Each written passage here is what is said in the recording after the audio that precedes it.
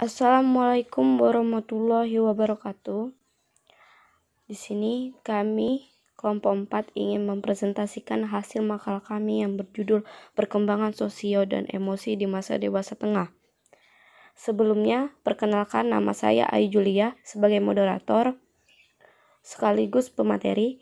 Ada rekan saya, Ananda Soliha, Ananda Mahardika Salsabila, dan Muhammad Diki Ramadan.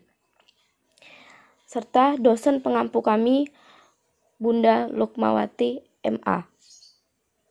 Baiklah, langsung saja materi pertama akan disampaikan oleh Ananda Soleha. Kepadanya kami persilakan.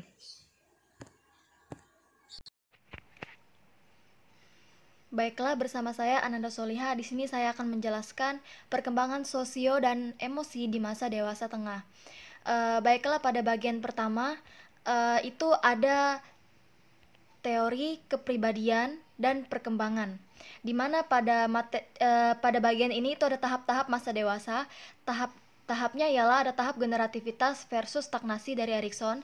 Generativitas itu merujuk pada hasrat orang dewasa untuk mewariskan sesuatu dari diri mereka kepada generasi selanjutnya.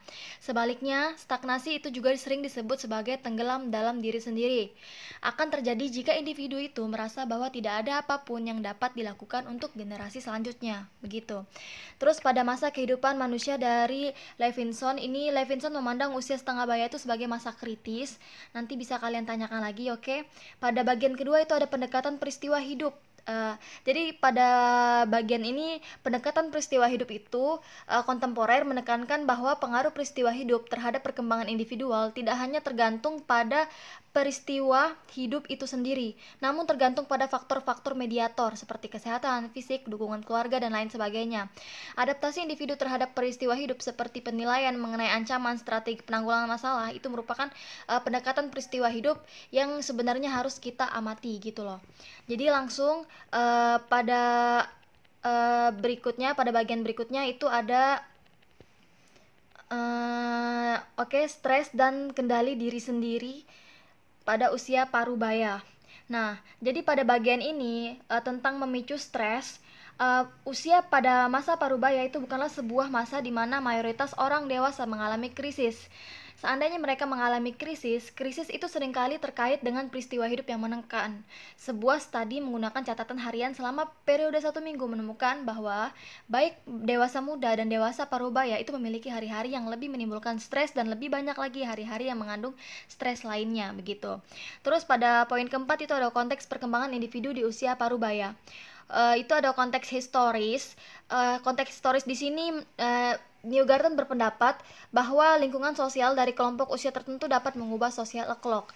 Kemudian di konteks gender itu ada peran wanita di dalam keluarga maupun hal yang kompleks dan lebih menonjol dibandingkan dalam kehidupan pria. Lalu konteks budaya di sini ada maksudnya gini loh, konteks budaya di sini kayak dalam banyak budaya itu khususnya budaya non-industri, konsep mengenai usia parubaya itu tidak dirumuskan secara sangat jelas. Atau dalam beberapa kasus, konsep ini tidak ada sama sekali. Masyarakat non-industri banyak yang menyatakan individu-individu sebagai muda atau tua, namun tidak menyatakan sebagai parubaya. Jadi beberapa budaya tidak memiliki istilah remaja atau dewasa muda atau dewasa menengah, tapi mereka beranggapan bahwasanya kalau misalkan pada konteks budaya, itu mereka lebih mementingkan kayak kalau remaja ya remaja, jangan kayak remaja tuh ada kayak nama istilah yang kayak dewasa menengah, itu nggak ada kayak itu. Oke, baiklah, mungkin cukup sekian presentasi dari saya. Baiklah, materi kedua akan disampaikan oleh Muhammad Diki Ramadan. Kepadanya kami persilakan. Baiklah, saya akan menjelaskan stabilitas dan perubahan. Studi longitudinal, studi Biltmore Costa dan MC Care. Studi utama ini mengenai perkembangan kepribadian orang dewasa terus dilakukan oleh Paul Costa dan Robert MC Care. Mereka memfokuskan pada apa yang disebut sebagai 5 faktor kepribadian yang terdiri dari keterbukaan terhadap pengalaman, sikap berhati-hati, keramahan, extravision, dan neurosisme. Dengan menggunakan tes 5 faktor kepribadian, mereka mempelajari hampir 1000 pria dan wanita berpendidikan yang berusia 20 sampai 96 tahun dan menilai individu-individu itu selama bertahun-tahun. hasil untuk extravision bersifat kompleks hingga dipilih-pilih lagi ke dalam dominasi sosial yang vitalitas sosial. Dominasi sosial meningkat dari remaja hingga dewasa menengah. Vitalitas sosial meningkat di masa remaja dan kemudian menurun di masa dewasa awal. Keramahan dan sikap berhati-hati meningkat di masa dewasa awal dan menengah. Neurotisme menurun di masa awal. Keterbukaan terhadap pengalaman meningkat di masa remaja dan dewasa awal dan menurun di masa dewasa akhir. Baiklah, selanjutnya studi longitudinal Berkeley. Studi yang melibatkan lebih dari 500 anak dan orang tuanya di awalnya dilakukan pada tahun 1920 dan awal 1930. Hasil diperoleh dari studi antara remaja awal hingga sebagai individu di usia parubaya tidak mendukung ataupun membantah perdebatan mengenai apakah kepribadian bersifat stabil atau berubah. Lanjut, studi Helson-Mills-College. Penyelidikan longitudinal lain mengenai perkembangan kepribadian orang dewasa dilakukan oleh Revana Helson dan rekan-rekannya. Awalnya mereka mempelajari 130 mahasiswa senior di Miss College di California pada akhir 1950. Kemudian mereka mempelajari orang-orang tersebut ketika berusia 30 atau 40-50-an. Selanjutnya materi ketiga akan dijelaskan oleh Ananda Mahardika. Salsabila kepadanya kami persilakan. Baik, saya akan menjelaskan tentang relasi akrab. Relasi akrab itu ada 4. Yang pertama adalah cinta dan pernikahan di usia parubaya. Pernikahan pada masa dewasa itu cenderung lebih sulit dan terjal, sedangkan pada masa dewasa tengah cenderung lebih stabil dan juga intensitas perceraiannya itu lebih sedikit. Kemudian yang kedua adalah kekosongan pemenuhannya. Yang ketiga adalah relasi di antara saudara kandung dan persahabatan. Relasi di antara saudara kandung itu bisa menjadi 3, sangat akrab, sangat apatis, atau mungkin sangat bersaing. Kemudian persahabatan pada masa dewasa itu lebih ke pengembangan persahabatan tersebut. Kemudian yang keempat atau yang terakhir adalah kakek nenek. Masa menjadi kakek nenek itu sangat penting perannya bagi sang cucu, karena ada beberapa faktor yang menyebabkan kakek nenek itu mengambil peran orang tua sebagai orang tua pengganti. Sekian, terima kasih. Selanjutnya, materi relasi antar generasi yang akan saya jelaskan sendiri.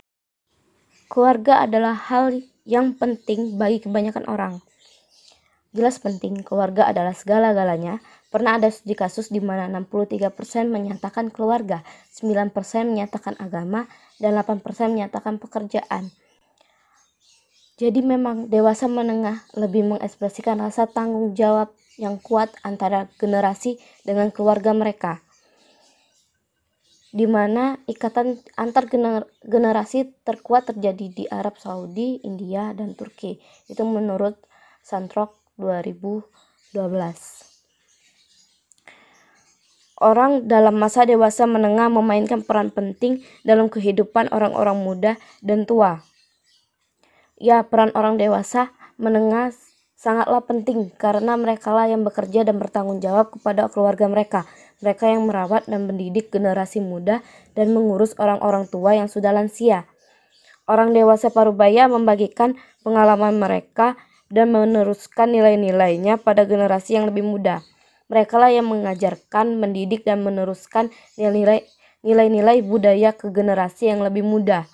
Setiap keluarga memiliki peraturan rumah masing-masing, dan itu harus diajarkan, dipahami, dan dilakukan oleh generasi seterusnya. Baiklah, terima kasih. Kembali ke moderator. Materi selanjutnya akan disampaikan oleh Dwi Artini. Kepadanya kami persilakan. Baiklah, perkembangan kecerdasan emosional. Kecerdasan emosional merupakan kecerdasan mengenali perasaan diri kita sendiri dan perasaan orang lain. Kemampuan memotivasi diri sendiri, serta kemampuan mengelola emosi dengan baik pada diri sendiri baik dalam hubungan dengan orang lain maupun masyarakat dan lingkungan pendidikan. Kecerdasan emosional merupakan suatu kecerdasan yang mengenali perasaan diri sendiri serta perasaan orang lain, serta memotivasi diri sendiri dan kemampuan mengelola emosi dengan baik, baik secara diri pribadi maupun secara sosial masyarakat. Terima kasih. Terima kasih kepada para audiens yang telah mendengarkan presentasi kami.